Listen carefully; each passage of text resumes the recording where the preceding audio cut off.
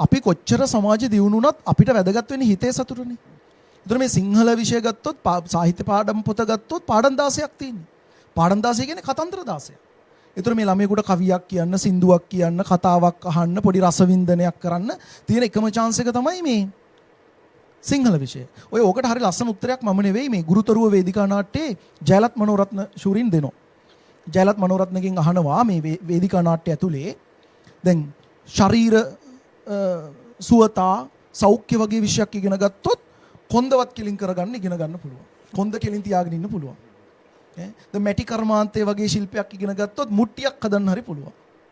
ඔය කලාව ඉගෙනගෙන සිංහල ඉගෙනගෙන සාහිත්‍ය ඉගෙනගෙන මොකටද කියලා මේ මනෝරත්න ශූරින්ගෙන් ඇහුවා. මනෝරත්න ශූරින් කියනවා ඔව් දැන් බොයි බොහොම අමාරුවෙන් ශරීර සුවතා කරලා කෙලින් කරගත්ත කොන්ද තියෙනව නේද?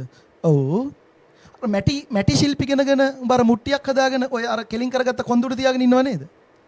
ඔන්න ඔය මුට්ටියට මොනවද පුරවන්නේ කියන එක තීරණය කරන්නේ සිංහල විෂය. ඔක තමයි ඇත්ත කතාව. දැන් මේ තරගෙත් එක්ක ළමයිට සිංහල හැලෙනවා.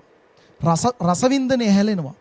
නමුත් ඉතින් අපි මොහොතක් ඔය දෙමව්පියෝ අහගෙන ඉන්නවා නම් අපි මොහොතක් කල්පනා කරොත් මේ තරඟකාරී ලෝකයේ තුලේ අපිට හිතේ සතුටක් තියෙන්න එපානේ. ඒ හිතේ සතුට හොයාගන්න පුළුවන් විෂය තමයි සිංහල. මොකද සිංහල කලාව, රසාස්වාදය, සාහිත්‍ය, රසවින්දනය වැඩිපුර තියෙන දරුවෙකුට හඳ දිහා බලලා සතුට වෙන්න පුළුවන්. වෙන කෙනෙකුට නිකම්ම හඳ. හැබැයි සිංහල හරියට ඉගෙන ගත්ත කෙනෙක්ට හඳ දිහා බලලා ප්‍රශ්නයක් නිවා ගන්න පුළුවන්.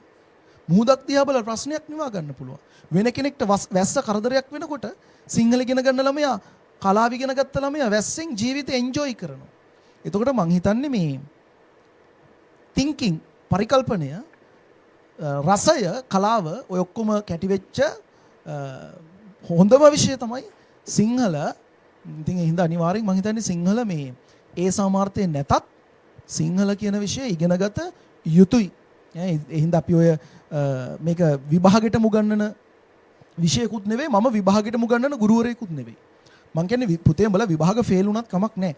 අපේ පන්තියේම කවුරුත් ෆේල් වෙන්නේ නැහැ. මම කියන්නේ ෆේල් වුණත් කමක් නැහැ පුතේ.